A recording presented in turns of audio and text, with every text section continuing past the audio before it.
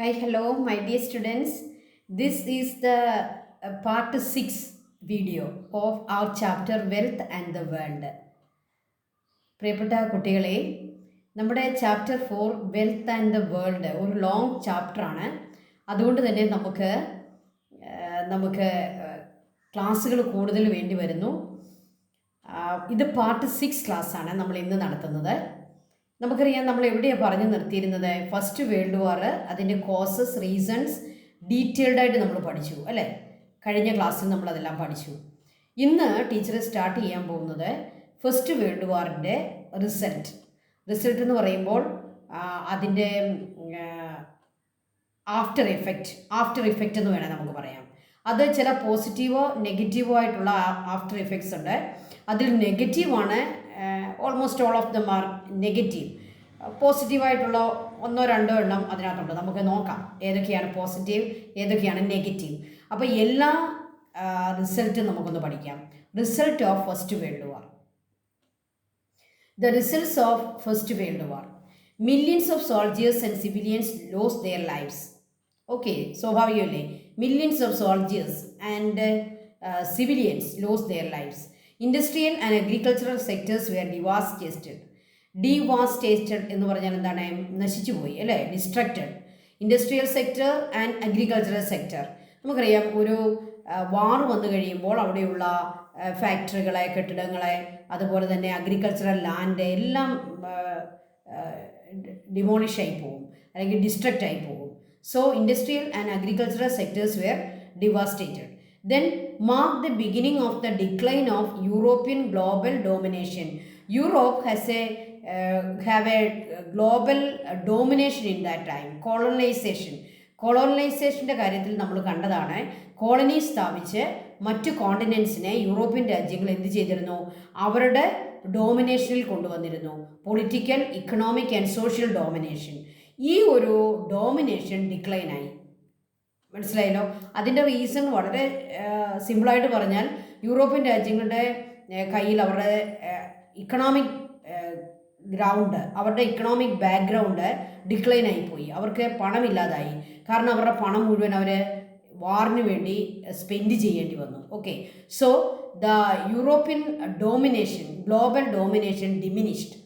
Then freedom movements in Asia, Africa gain momentum. That means freedom movements in Asian countries, African countries gain more importance or more increase, more and more freedom movements in Asian countries and African countries.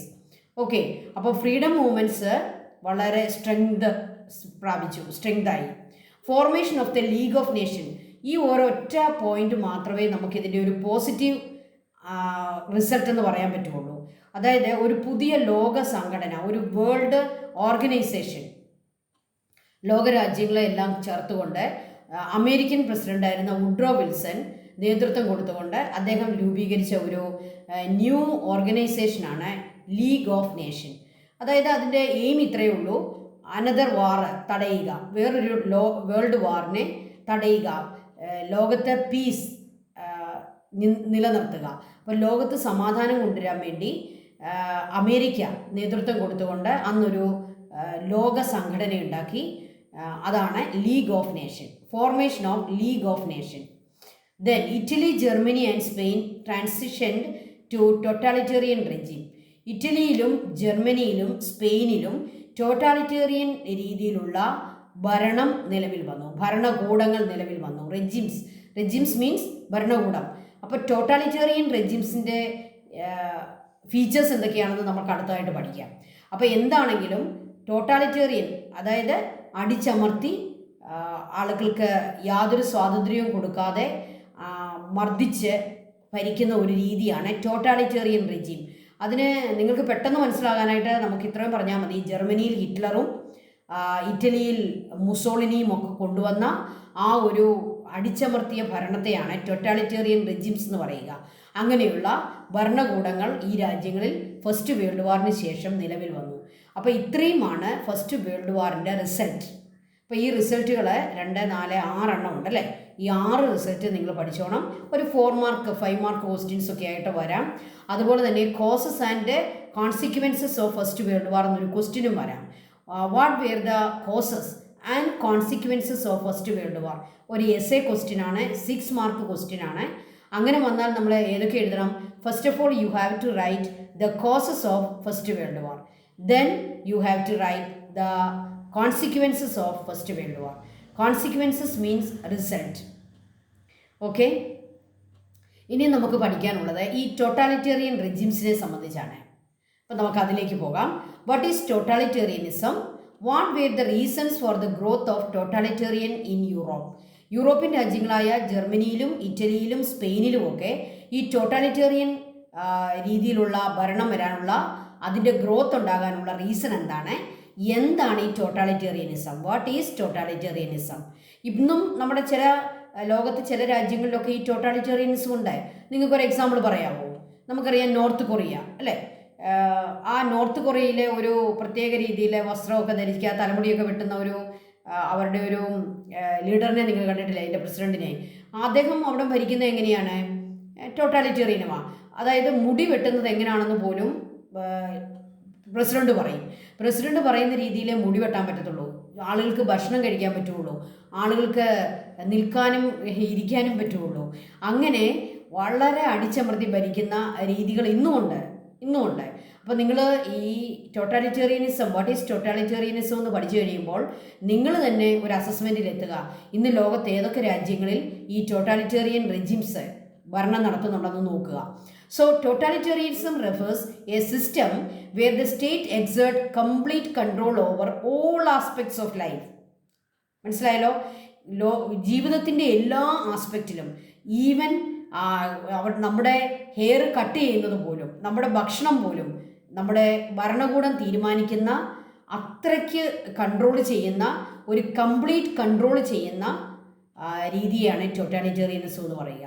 So totalitarianism refers a system where the state exert complete control over all aspects of life. ആ word നിങ്ങൾ ശ്രദ്ധിക്കുക, all aspects of life. നമ്മൾ ആരെ manage ചെയ്യണം, നമ്മൾ എന്ത് കഴിക്കണം, നമ്മൾ എന്ത് ഉടുക്കണം, നമ്മൾ എങ്ങനെ മുടി വെട്ടണം, നമ്മൾ എങ്ങനെ എപ്പോൾ ഉറങ്ങണം, എപ്പോൾ എഴുന്നേൽക്കണം, ഇതെല്ലാം തീരുമാനിക്കുന്നത് അവർ ഗവൺമെൻറ് ആയിരിക്കും, ഭരണകൂടമായിരിക്കും. ഇതിനെയാണ് ടോട്ടാലിറ്റേറിയൻ റെജിം എന്ന് പറയുക. അപ്പം നമ്മൾ ഓർക്കുക, ഇതൊക്കെ വളരെ അല്ലേ നമുക്ക് സഹിക്കാൻ പറ്റാത്ത പോലുള്ള രീതികളാണ്. Totalitarianism refers a system where the state exert complete control over all aspects of life. The state disregard individual privacy. അവിടെ എന്ത് കാണത്തില്ല? ഒരു ടോട്ടാലിറ്റേറിയനിസം ഉള്ള സ്ഥലത്ത് എന്ത് കാണത്തില്ല? Individual privacy and civil rights. സിവിലിയൻസിന് ഒരു റൈറ്റും കാണത്തില്ല. നമുക്കറിയാം നമ്മുടെ ഭരണഘടന നമുക്ക് തരുന്ന റൈറ്റ്സ് ഉണ്ടല്ലേ, 6 റൈറ്റ്സ് ഓർക്കുന്നില്ലേ? Freedom of speech, freedom of expression, ഇങ്ങനെ പറയുന്ന റൈറ്റുകളൊന്നും അവിടെ കാണത്തില്ല. there were no rights, there is no rights, no individual privacy. ഇൻഡിവിജ്വൽസിന് ഒരു പ്രൈവസിയും കാണത്തില്ല. എന്താണ് നമ്മുടെ പ്രൈവസി? നമ്മൾ എന്ത് കഴിക്കണം, എന്ത് ഉടുക്കണം, എപ്പോൾ ഉറങ്ങണം എന്നൊക്കെ തീരുമാനിക്കുന്ന നമ്മുടെ പ്രൈവറ്റ് കാര്യങ്ങളാണ്. So in totalitarian countries there is no individual privacy, no civil rights. This ideology glorifies state above all else. ഈ ഐഡിയോളജി അനുസരിച്ച് സ്റ്റേറ്റാണ് എല്ലാം, ജനങ്ങൾക്കൊരു റൈറ്റുമില്ല, അവർക്കൊരു സ്ഥാനവുമില്ല, ഒരു സ്റ്റാറ്റസും ഇല്ല, ഒന്നുമില്ല. Everything state. So in this ideology glorify എന്നുള്ള വാക്കിൻ്റെ മലയാളം എന്താണ്? അവർ മഹത്വീകരിക്കും. ആരെ മഹത്വീകരിക്കും? സ്റ്റേറ്റിനെ. സ്റ്റേറ്റ് എന്ത് പറയുന്നോ അത് നിങ്ങൾ അനുസരിച്ചോണം. No individual privacy, no civil rights. Okay. Then the reason for the growth of totalitarianism in Europe എന്താണ്? യൂറോപ്പിലെ ടോട്ടാലിറ്റേറിയനിസം ഗ്രോ ചെയ്യാനുള്ള റീസൺ എന്താണ്? Economic instability and political instability after the first World വാർ. അപ്പോൾ അവിടെ ഗ്രോത്ത് ഉണ്ടായെങ്കിൽ നമ്മുടെ യൂറോപ്പ് പോലുള്ള ഡെമോക്രസിയൊക്കെ അത്രയും ബഹുമാനിച്ചിരുന്ന ഒരു കോണ്ടിനെൻ്റ് ആയിരുന്നു നമ്മുടെ യൂറോപ്പ്. അവിടെ പോലും ഈ ടോട്ടാലിറ്റേറിയൻ രീതിയിലുള്ള റെജിംസ്, ഗവൺമെൻറ് വരാനുള്ള റീസൺ എന്താണ്? ഫസ്റ്റ് വേൾഡ് വാറിന് ശേഷം ആ രാജ്യങ്ങളിലുണ്ടായ ഇക്കണോമിക് ഇൻസ്റ്റെബിലിറ്റി, സാമ്പത്തികമായിട്ടുള്ള അനിശ്ചിതത്വം, സാമ്പത്തികമായ ഡിക്ലൈൻ, ദെൻ പൊളിറ്റിക്കൽ ഇൻസ്റ്റെബിലിറ്റി, ആര് ഭരിക്കണം, രാജാവാര ഒന്നും അറിയത്തില്ല, കാരണം വാറെല്ലാം തകർത്തു, എവ്രിതിങ്. അപ്പോൾ ഫസ്റ്റ് വേൾഡ് വാർ ഈ യൂറോപ്യൻ രാജ്യങ്ങളെ ഇക്കണോമിക്കലി പൊളിറ്റിക്കലി എല്ലാം ഇൻസ്റ്റേബിളാക്കി മാറ്റി, സ്റ്റെബിലിറ്റി ഇല്ലാതാക്കി മാറ്റി. അതാണ് ടോട്ടാലിറ്റേറിയനിസം ഉണ്ടാകാനുള്ളത്. ശരിക്കും പറഞ്ഞാൽ അവിടെ ഒരു പൊളിറ്റിക്കൽ സ്റ്റെബിലിറ്റി ഉണ്ടായിരുന്നെങ്കിൽ ഈ ടോട്ടാലിറ്റേറിയൻ റെജിംസ് അവിടെ വരുമായിരുന്നോ? No. So the economic instability and political instability were the reason for the growth of totalitarianism in Europe. ഏതൊക്കെ രാജ്യങ്ങളിലാണ് ഈ ടോട്ടാലിറ്റേറിയനിസം ഉണ്ടായത്? Germany, Italy and Spain. Okay, എന്താണ് ടോട്ടാലിറ്റേറിയനിസം എന്ന് മനസ്സിലായല്ലോ. Totalitarianism refers a system where the state exert all complete control over human beings, all their over all aspects of their life. No individual privacy, no individual freedom, no civil rights. Need to glorify the state. Okay, അപ്പോൾ totalitarianism നമ്മൾ പഠിക്കാൻ പോവാണേ. അപ്പോൾ നമ്മൾ രണ്ട് രാജ്യത്തെ totalitarianism നമ്മൾ പഠിച്ചാൽ മതി, ജർമ്മനിയും ഇറ്റലിയും. സ്പെയിൻ നമുക്ക് പഠിക്കാൻ തന്നിട്ടില്ല, വലിയ കാര്യം. നമുക്ക് രണ്ട് രാജ്യങ്ങളെ പഠിക്കാം. Totalitarianism in Italy, totalitarianism in Germany. Okay, അപ്പോൾ നമുക്കതിലേക്ക് പോകാം. What were the key features of totalitarianism? Totalitarian ഈ റെജിംസ് എന്ന് പറയുന്നത്, ആ ഒരു സിസ്റ്റം ഓഫ് ഗവൺമെൻറ് എന്ന് പറയുന്നത് നമ്മൾ റിജക്റ്റ് ചെയ്യേണ്ട ഒരു പിന്നെ ഗവൺമെൻറ് തന്നെയാണ്, അല്ലെങ്കിൽ അത് വരാൻ പാടില്ല. അപ്പോൾ അതിൻ്റെ കീ ഫീച്ചേഴ്സ് എന്ന് പറയുമ്പോൾ എല്ലാം തന്നെ എന്തായിരിക്കും? നെഗറ്റീവ് ആയിരിക്കും, അല്ലേ? നെഗറ്റീവാണ് ഇതിൻ്റെ ഫീച്ചേഴ്സ് എല്ലാം. ടോട്ടാലിറ്റേറിയനിസം ലോകത്തുണ്ടാകാൻ പാടില്ല. We have to reject. അപ്പോൾ എന്തൊക്കെയാണ് key features of totalitarianism? First one, rejection of democracy. അവർക്ക് ഡെമോക്രസി ഇഷ്ടമല്ല. ദേ റിജക്റ്റ് ജനാധിപത്യം, they reject democracy, they oppose socialism. എന്താണ് സോഷ്യലിസം?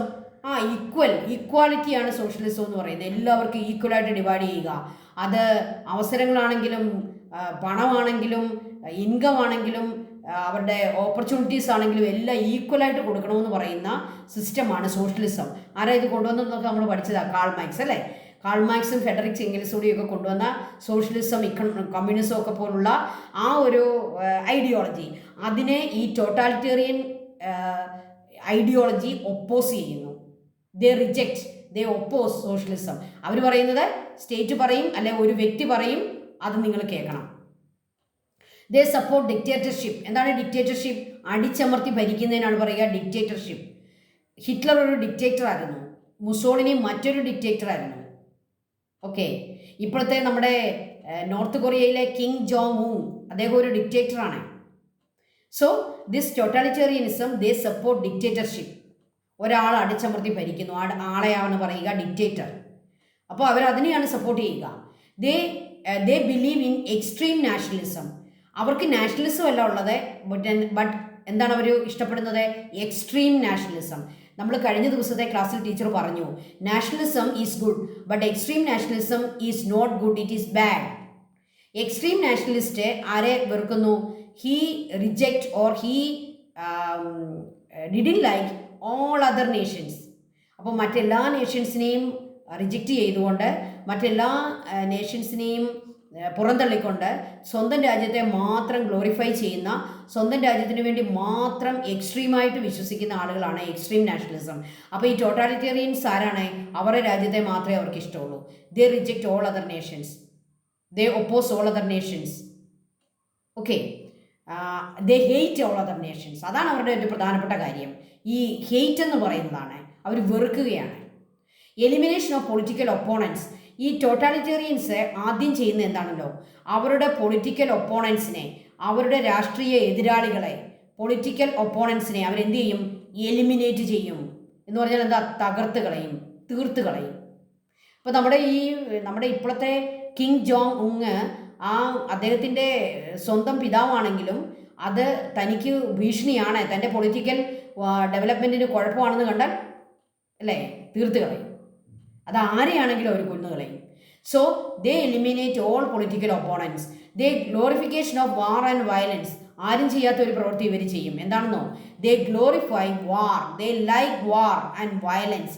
അവർക്ക് ഏറ്റവും ഇഷ്ടം വാറും വയലൻസുമാണ് അല്ലേ? സാധാരണ മനുഷ്യർ ഏറ്റവും വെറുക്കുന്നതാണ് ഈ വാറും വയലൻസും. പക്ഷേ ടോട്ടാലിറ്റേറിയൻ ഐഡിയോളജിയിലുള്ളവരെ എന്തിനെ ഗ്ലോറിഫൈ ചെയ്യും? അവരതിനെ പുകഴ്ത്തും, വാർ ആൻഡ് വയലൻസ്. നമ്മുടെ മുസോളിനിയെ പറ്റി, ഇറ്റലിയിലെ ആ ഡിക്റ്റേറ്റർ ഉണ്ടല്ലോ മുസോളിനി, അദ്ദേഹം പറയുന്നത് സ്ത്രീകൾക്ക് മെറ്റേണിറ്റി എങ്ങനെയാണോ അതുപോലെയാണ് ഒരു പുരുഷനെ വാർ. എന്താണ് അതിൻ്റെ അർത്ഥം? സ്ത്രീകൾ അമ്മയാകാൻ ആഗ്രഹിക്കുന്നു അല്ലേ? അവർക്ക് ഏറ്റവും വലിയ സന്തോഷം കൊടുക്കുന്നത് അവരെപ്പോൾ അമ്മയാകുന്നു അല്ലേ? അവർക്കും അമ്മയാകാൻ പറ്റുന്നതാണ് ഒരു സ്ത്രീയെ സംബന്ധിച്ച് ഏറ്റവും സന്തോഷം. ഒരു പുരുഷനെ സംബന്ധിച്ച് ഏറ്റവും സന്തോഷം യുദ്ധം ചെയ്യുകയാണ്. ഇതാണ് നമ്മുടെ മുസോളിനി പറയുന്നത്. അദ്ദേഹം ഒരു ഇറ്റലിയിലെ ഡിക്റ്റേറ്റർ ആയിരുന്നു. ഓക്കെ, അപ്പോൾ അത്രമാത്രം വാറിനെ ഗ്ലോറിഫൈ ചെയ്യുന്നവരാണ് ടോട്ടാലിറ്റേറിയൻസ് ആൻഡ് വയലൻസ്. ഓക്കെ, അപ്പോൾ എല്ലാം നെഗറ്റീവാണ്. ടോട്ടാലിറ്റേറിയൻ്റെ ഫീച്ചേഴ്സ് ഇത് പഠിക്കുക. ഓക്കെ, നെക്സ്റ്റ് നമ്മൾ ഇനി 2 രാജ്യങ്ങളിലെ ടോട്ടാലിറ്റേറിയൻ മൂവ്മെൻറ്റിനെ പറ്റി പഠിക്കാൻ പോവുകയാണ്. ടോട്ടാലിറ്റേറിയൻസിനെ പറ്റി പഠിക്കാൻ പോവുകയാണ്. അതിനെയാണ് നമ്മൾ ഫാസിസം എന്നുള്ള പേര് വിളിക്കുന്നത്. So this totalitarian ideology has another name, fascism. നമ്മൾ ചില ആളുകളെ വളരെ തീവ്രമായിട്ട് ചില കാര്യങ്ങളിലേക്ക് പറയുമ്പോൾ നമ്മൾ അവരോട് പറയും നീ ഫാസിസ്റ്റാണെന്ന് പറയും അല്ലേ? ഫാസിസ്റ്റ്. എന്താണ് ഫാസിസ്റ്റിൻ്റെ ഐഡിയോളജി? ഫാസിസ്റ്റിൻ്റെ ഐഡിയോളജിയും നമ്മളിപ്പം കണ്ട ഈ ടോട്ടാലിറ്റേറിയൻ ഐഡിയോളജിയും ഓൾമോസ്റ്റ് ഈക്വലാണ്. സോ ടോട്ടാലിറ്റേറിയനിസം തന്നെയാണ് ഫാസിസം. അപ്പോൾ ഫാസിസം എന്നുള്ള വാക്കാണ് ടീച്ചർ ബ്രാക്കറ്റിൽ ഇട്ടേക്കുന്നത്, അതുകൊണ്ടാണ്. So explain how the totalitarian movements came to power in Italy. How this fascism came to power in Italy. Fascism എങ്ങനെ ഇറ്റലിയിൽ പവറിൽ വന്നു? The totalitarian ideology was known as fascism in Italy. ഇറ്റലിയിലെ ടോട്ടാലിറ്റേറിയൻ ഐഡിയോളജിക്ക് നമ്മൾ കൊടുക്കുന്ന പേരാണ് ഫാസിസം. ജർമ്മനിയിൽ അതിന് മറ്റൊരു പേരാണ് കൊടുക്കുന്നത്, ഒരു ജർമ്മൻ ലാംഗ്വേജിലുള്ള പേരാണ് Nazism. So fascism and Nazism both are totalitarianism. എല്ലാവർക്കും മനസ്സിലായല്ലോ? അപ്പോൾ ഫാസിസം എന്ന് കണ്ടാൽ അത് ഇറ്റലിയിലെ ടോട്ടാലിറ്റേറിയനിസം ആണെന്നും നാസിസം എന്ന് പറഞ്ഞാൽ അത് ജർമ്മനിയിലെ ടോട്ടാലിറ്റേറിയനിസം ആണെന്നും നിങ്ങൾ മനസ്സിലാക്കുക. ഫാസിസം എന്നുള്ള വേർഡ് ഇറ്റാലിയൻ ഭാഷയിൽ നിന്ന് വന്നു, നാസിസം എന്നുള്ള വാക്ക് ജർമ്മൻ ലാംഗ്വേജിൽ നിന്ന് വന്നു, അത്രയേ ഉള്ളൂ. ഇതെല്ലാം എന്ത് തന്നെയാണ്? ടോട്ടാലിറ്റേറിയനിസമാണ്. The totalitarian ideology was known in Italy was known as fascism. Founder Benito Mussolini. മുസോളിനിയുടെ ഫുൾ നെയിമാണ് ബെനിറ്റോ മുസോളിനി. അദ്ദേഹം ഒരു ഫാസിസ്റ്റാണ്. In 1922 Mussolini organised the march to Rome using threats and terror to seize power. Mussolini അധികാരം പിടിച്ചെടുക്കുകയായിരുന്നു. അതെങ്ങനെയാണ്? He conduct a march to റോമിലേക്ക്. അന്നത്തെ ഇറ്റലിയുടെ തലസ്ഥാനം റോമായിരുന്നു, അതിൻ്റെ ക്യാപിറ്റലിലേക്ക് അദ്ദേഹം ഒരു മാർച്ച് ഓർഗനൈസ് ചെയ്യുകയും അവിടെ ഭീഷണിപ്പെടുത്തി, ത്രെറ്റ്സ് ആൻഡ് ടെറർ, അവർ വളരെ വയലൻസ് ഒക്കെ ചെയ്ത് ത്രെറ്റ് ഉണ്ടാക്കി സീസ് പവർ പിടിച്ചെടുത്തു. നിങ്ങൾ ഇതിൻ്റെ ഡീറ്റെയിൽസ് ഒന്നും പഠിക്കേണ്ട, ഇതൊക്കെ വളരെ ഡീറ്റെയിൽഡ് ആയിട്ട് ഹിസ്റ്ററി നമുക്ക് പഠിക്കാനുണ്ടായിരുന്നു. നമ്മൾ ഈ മുസോളിനി എങ്ങനെയാണ് പവർ സീസ് ചെയ്തെന്നുള്ളത് നിങ്ങൾ വളരെ ബ്രീഫായിട്ട് അങ്ങ് പഠിച്ചാൽ മതി. Mussolini seize power conducting a march to Rome and he use threats and terror. To seize power in 1922. That much, അത്ര നിങ്ങൾ പഠിച്ചാൽ മതി. Rose to power following the march. അപ്പോൾ ഇത് ഈ മുസോളിനി എന്ന് പറയുന്നവൻ ഒരു ആ വ്യക്തി ഒരു ടെററും ത്രെറ്റും ഒക്കെ കൊടുത്ത് അദ്ദേഹത്തിൻ്റെ അതേ ഐഡിയോളജി ഫോളോ ചെയ്യുന്നവരുടെ ഒരു മാർച്ച് സംഘടിപ്പിക്കുകയും അന്നത്തെ റൂളറെ ഭീഷണിപ്പെടുത്തി അധികാരം സീസ് ചെയ്യുകയും ചെയ്തു. Okay, he formed a militia called Black Shirts. അദ്ദേഹം ബ്ലാക്ക് ഷർട്ട്സ് എന്നുള്ള പേരിൽ ഒരു മിലീഷ്യ എന്ന് പറയുന്നത് എന്നാണോ? ടെററിസ്റ്റ്. അദ്ദേഹം ഒരു വയലൻസ് ചെയ്യാൻ വേണ്ടി അല്ലെങ്കിൽ വാർ നടത്താൻ വേണ്ടിയൊക്കെ ഒരു മിലീഷ്യയെ അദ്ദേഹം ഫോം ചെയ്തു. ആ മിലീഷ്യയുടെ പേര് വളരെ പ്രധാനപ്പെട്ടതാണ്. അതിൻ്റെ പേര് തന്നെ കൊണ്ടോ, ബ്ലാക്ക് ഷർട്ട്സ് അല്ലേ? കറുത്ത ഷർട്ട്. അപ്പോൾ കറുപ്പൊക്കെ എന്തിനെയാണ് സൂചിപ്പിക്കുന്നത്? വയലൻസിനെയാണ് സൂചിപ്പിക്കുന്നത്. So he named militia black shirts. Band all non fascist political parties. ഇറ്റലിയിൽ ഉണ്ടായിരുന്ന എല്ലാ ഫാസിസ്റ്റ് അല്ലാത്ത പാർട്ടികളെയും അദ്ദേഹം ബാൻ ചെയ്തു. What is banning? അദ്ദേഹം അതിനെ നിരോധിച്ചു. അപ്പോൾ ഫാസിസ്റ്റ് പാർട്ടിക്ക് മാത്രമേ അവിടെ വർക്ക് ചെയ്യാൻ പറ്റുള്ളൂ. ബാക്കി എല്ലാ പൊളിറ്റിക്കൽ പാർട്ടീസിനെയും നിരോധിച്ചു. ആ പാർട്ടിയിൽ ആരെങ്കിലും പ്രവർത്തിച്ചാൽ, നല്ല ഡെമോക്രസിയിലോ ഒക്കെ സോഷ്യലിസത്തിലോ ഒക്കെ ആരെങ്കിലും പ്രവർത്തിച്ചാൽ അവരെയൊക്കെ പിടിച്ച് ജയിലിലിടും. അപ്പോൾ അങ്ങനെയുള്ള പാർട്ടികളെ, സോഷ്യലിസ്റ്റ് ഡെമോക്രാറ്റിക് പാർട്ടികളെയെല്ലാം ബാൻ ചെയ്തു. Then enmity towards socialist, labor and peasants organizations. Mussolini consider his enemies. ആരെയൊക്കെയാണ് അദ്ദേഹം എനിമീസ് ആയിട്ട് കൺസിഡർ ചെയ്തത്? Socialist, labour and peasant organisations. സോഷ്യലിസ്റ്റുകളെ, ലേബറേഴ്സിനെ, പെസൻറ്റ് ഓർഗനൈസേഷനെ എല്ലാം തൻ്റെ എനിമീസായിട്ട് അദ്ദേഹം കരുതി. enmity towards സോഷ്യലിസ്റ്റ്, ലേബറേഴ്സ്, ഡെമോക്രാറ്റുകളെ അദ്ദേഹം എനിമിയായിട്ടാണ് കരുതിയത്. ഓക്കെ, അപ്പോൾ ഇതൊക്കെയാണ് മുസോളിനിയുടെ ഫാസിസം ഇൻ ഇറ്റലി. അപ്പോൾ മുസോളിനിയുടെ ഫാസിസം എന്ന് പറയുന്നത് വളരെ വയലൻസ് നിറഞ്ഞ ഒരു ഓർഗനൈസേഷൻ, അല്ലെങ്കിൽ ഒരു ഫാസിസ്റ്റ് ടോട്ടാലിറ്റേറിയൻ ഐഡിയോളജി ആയിരുന്നു. അതിനകത്ത് അദ്ദേഹം ചെയ്തതെന്ന് പറയുന്നത്, അദ്ദേഹം ഒരു മാർച്ച് സംഘടിപ്പിക്കുകയും ത്രെറ്റും ടെററും കൊണ്ട് അധികാരം പിടിച്ചെടുക്കുകയും ചെയ്തു. ഒരു മിലീഷ്യയെ അദ്ദേഹം ഫോം ചെയ്തു, ബ്ലാക്ക് ഷർട്ട്സ്. അവരാണല്ലോ ആ ഇറ്റാലിയൻ രാജ്യത്ത് മുഴുവൻ അക്രമം ഉണ്ടാക്കുന്നവരെ. അതുപോലെ തന്നെ നോൺ ഫാസിസ്റ്റായിട്ടുള്ള എല്ലാ പൊളിറ്റിക്കൽ പാർട്ടീസിനെയും ബാൻ ചെയ്തു. സോഷ്യലിസ്റ്റുകളെയും ലേബറേഴ്സിനെയും പെസൻറ്റ് ഓർഗനൈസേഷനെയും തൻ്റെ എനിമീസായിട്ട് അദ്ദേഹം കൺസിഡർ ചെയ്തു. അങ്ങനെ വളരെ ഭയപ്പെടുത്തുന്ന ഒരു ഭരണം ഇറ്റലിയിൽ കൊണ്ടുവന്ന ആളാണ് ഈ Mussolini, Benito Mussolini. Okay, Benito മുസോളിനിയുടെ പിക്ചർ നിങ്ങളുടെ പുസ്തകത്തിൽ കൊടുത്തിട്ടുണ്ട്, അത് നിങ്ങൾ കണ്ടോണേ. ബെനിറ്റോ മുസോളിനിയുടെ ഒരു പിക്ചറുണ്ട്, അല്ലെങ്കിൽ നിങ്ങൾക്ക് ഞാൻ അടുത്ത ക്ലാസ്സിൽ ആ പിക്ചർ ഇട്ട് തരാം, ബെനിറ്റോ മുസോളിനി. ഇനി നമുക്ക് ജർമ്മനിയിലേക്ക് പോകാം. ജർമ്മനിയിൽ ഇതുപോലെ തന്നെ ഒരു ടോട്ടാലിറ്റേറിയൻ റെജിം കൊണ്ടുവന്ന ആളാണ് ഹിറ്റ്ലർ, അഡോൾഫ് ഹിറ്റ്ലർ. ലോകത്ത് അഡോൾഫ് ഹിറ്റ്ലറിനോളം ദുഷ്ടനായ ഒരു വ്യക്തി ജനിച്ചിട്ടില്ല, ഇനിയും ജനിക്കാനുമില്ല. അത്രയ്ക്ക് ദുഷ്ടനായിരുന്നു അഡോൾഫ് ഹിറ്റ്ലർ. അദ്ദേഹം ഒരു ഡിക്റ്റേറ്റർ ആയിരുന്നു. ജർമ്മനിയിലാണ് അദ്ദേഹം അധികാരം പിടിച്ചെടുക്കുകയും അവിടെ നാസി ഭരണം കൊണ്ടുവരികയും ചെയ്തു, നാസിസം. അപ്പോൾ രണ്ട് വേർഡുകൾ നിങ്ങൾ ഓർത്തു വെക്കുക, ഇറ്റലിയിൽ ഫാസിസം, ജർമ്മനിയിൽ Nazism. The ideology was referred to as Nazism in Germany. Founder Adolf Hitler in 1923 led a march to Berlin and was subsequently imprisoned and initiated efforts to secure power through election. ഈ മുസോളിനിയെ കണ്ടുകൊണ്ട് ഇദ്ദേഹം 23-ൽ, Mussolini എന്നാന്ന് നോക്കിയാൽ 22, ഇദ്ദേഹം next year 23-ൽ Adolf Hitler ഒരു March Berlin എവിടെയാണ്? ജർമ്മനിയുടെ ക്യാപിറ്റലാണ് Berlin. അവിടേക്ക് ഒരു മാർച്ച് സംഘടിപ്പിച്ചു. അദ്ദേഹം വിചാരിച്ചു ഇറ്റലിയിലെ പോലെ അധികാരം സീസ് ചെയ്യാവുന്നത്, പക്ഷേ നടന്നില്ല. അദ്ദേഹം പരാജയപ്പെട്ടു. He was failed to seize power. അതുകൊണ്ട് അദ്ദേഹം എന്ത് ചെയ്തു? He initiated effort to secure power through ഇലക്ഷനിലൂടെ അധികാരം പിടിച്ചെടുക്കാൻ നോക്കി. Establish a militia known as brown shirts. അദ്ദേഹം ഇറ്റലിയെ മോഡലാക്കിക്കൊണ്ട് അവിടെ ബ്രൗൺ ഷർട്ട്സ് ആണെങ്കിൽ ഇദ്ദേഹം ഇവിടെ ഒരു മിലീഷ്യയെ ഉണ്ടാക്കി അക്രമം ഉണ്ടാക്കാൻ ഒരു ഗ്രൂപ്പിനെ ഫോം ചെയ്തു, brown shirts. In 1923 there was election in Germany and he was failed to win majority. ഇദ്ദേഹത്തിന് മജോറിറ്റി കിട്ടിയില്ല. ജർമ്മൻകാർ കുറച്ചുകൂടി ബോധമുള്ളവരായിരുന്നു. അവർ ഇദ്ദേഹത്തിൻ്റെ പാർട്ടിയെ തോപ്പിച്ചു, നാസികളെ തോപ്പിച്ചു. But he came to power through manipulation.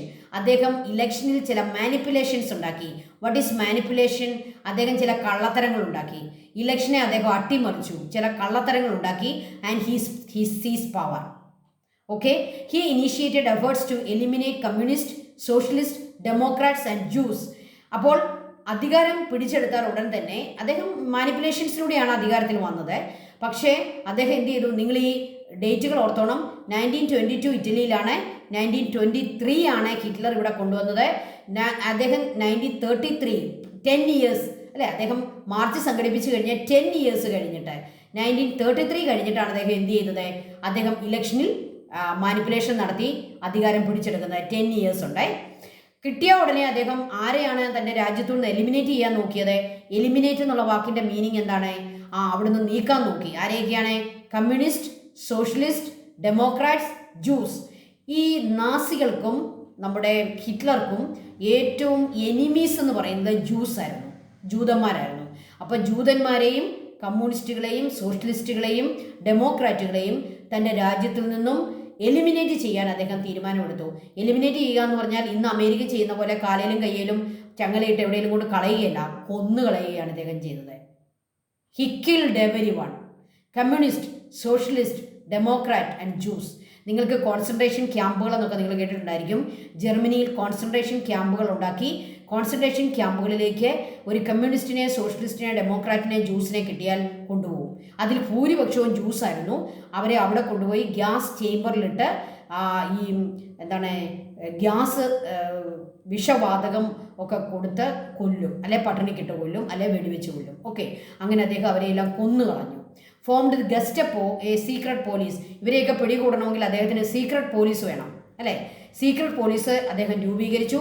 അവരുടെ പേര് ഓർക്കുക, ഗെസ്റ്റപ്പോ.